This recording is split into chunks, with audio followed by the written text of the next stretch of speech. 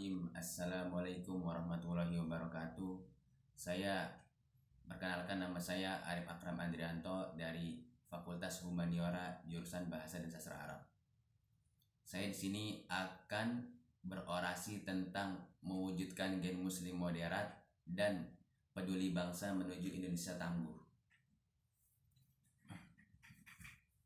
Pendidikan merupakan suatu sistem yang teratur dan mengemban misi yang cukup luas, yaitu segala sesuatu yang bertalian dengan perkembangan fisik, kesehatan, pikiran, perasaan, kemampuan, sosial, sampai kepada masalah kepercayaan atau keimanan.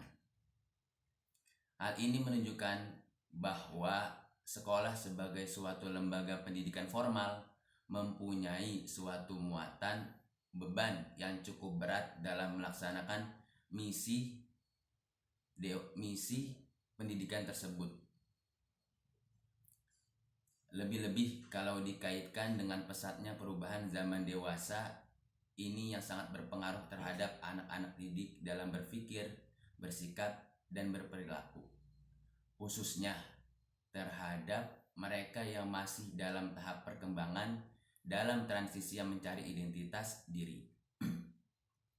Pemuda dikenal sebagai agen perubahan.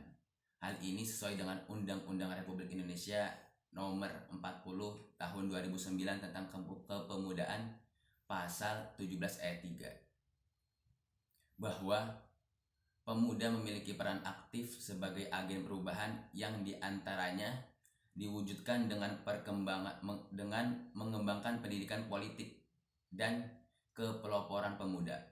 Dalam sejarah perjuangan bangsa Indonesia sejak perintisan pergerakan kebangsaan Indonesia, pemuda berperan aktif sebagai ujung tombak dalam mengantarkan bangsa dan negara Indonesia yang merdeka, bersatu, dan berdaulat. Kemerdekaan Indonesia tak lepas dari peran pemuda muslim. Kondisi penjajahan dan penindasan waktu itu melahirkan pemahaman bagi rakyat Indonesia bahwa Islam identik dengan kebangsaan atau nasionalisme, seperti yang dituliskan oleh Ahmad Mansur Suryanegara dalam buku Api Sejarah. Bagaimana perjuangan ulama dan santri dalam menegakkan negara kesatuan Republik Indonesia. Ulama menjadi pembangkit gerakan kesadaran nasional Indonesia dan santri turut mengambil peran dalam peristiwa 10 November 1945 di Surabaya.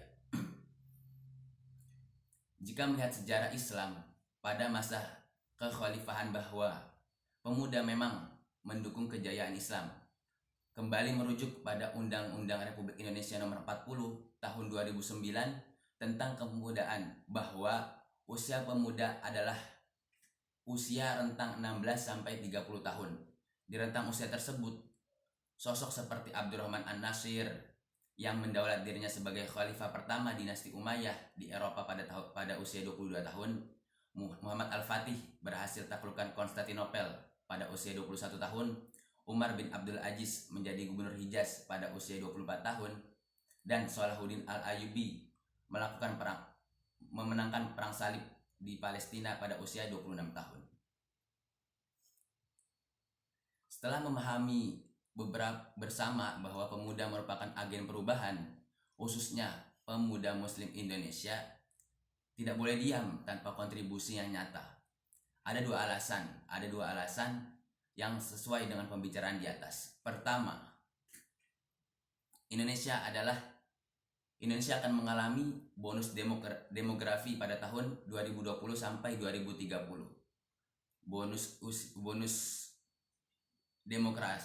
Bonus demografi adalah jumlah usia angka kerja dengan usia 16 sampai 64 tahun atau usia produktif mencapai 70%. Sedangkan 30% penduduknya adalah berusia tidak produktif, yaitu usia 14 tahun ke bawah dan di atas 65 tahun. Kedua, Indonesia sebagai muslim terbesar. Dalam laporan Pew Research, sebuah lembaga riset global, mencatat Pada 2010, Indonesia menempati urutan teratas sebagai negara dengan populasi muslim terbesar di dunia.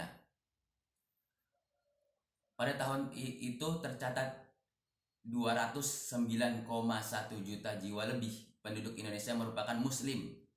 Pada hari ini, muslim menjadi target pasar bisnis internasional. Banyak produk bisnis yang berlabel syariah. Halal juga menjadi lifestyle.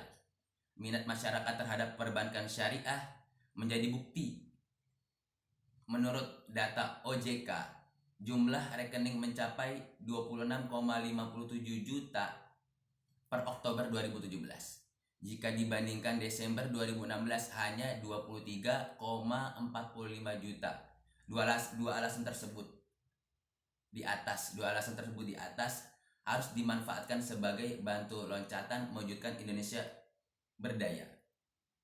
Apa sih yang dinamakan Muslim moderat? Islam adalah moderasi, yakni seluruh ajarannya bersifat moderat.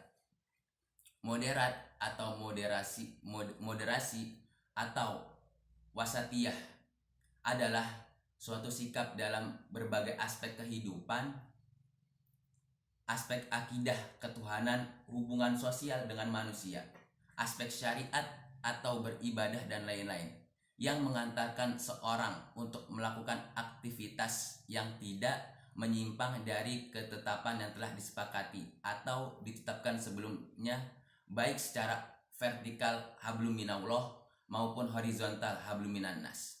Atau dengan kata lain, wasatiyah adalah keseimbangan dalam segala persoalan hidup duniawi dan ukhrawi, yang selalu harus disertai dengan upaya menyesuaikan diri dengan situasi yang dihadapi berdasarkan petunjuk agama dan kondisi objektif yang sedang dialami.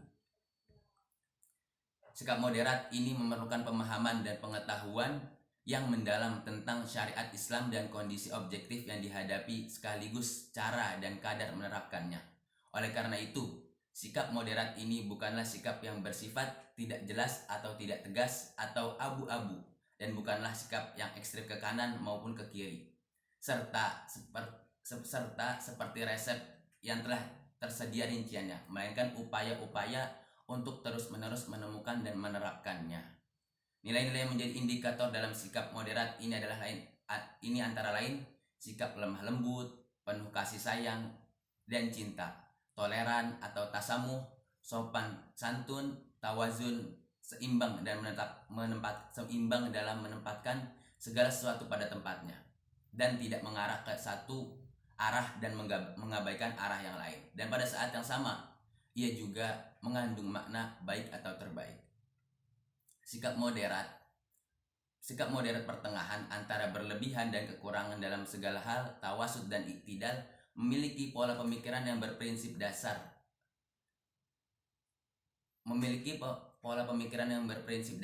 Mempertahankan pendapat di masa lampau yang masih relevan atau sesuai, dan menerima atau memilih pendapat baru selama tidak bertentangan dengan prinsip dasar Al-Quran dan Sunnah.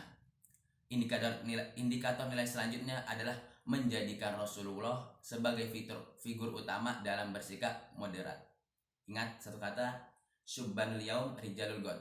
Pemuda hari ini adalah pemimpin di kemudian hari. Kurang lebihnya mohon maaf. Wabillahi taufiq wal hidayah. Assalamualaikum warahmatullahi wabarakatuh.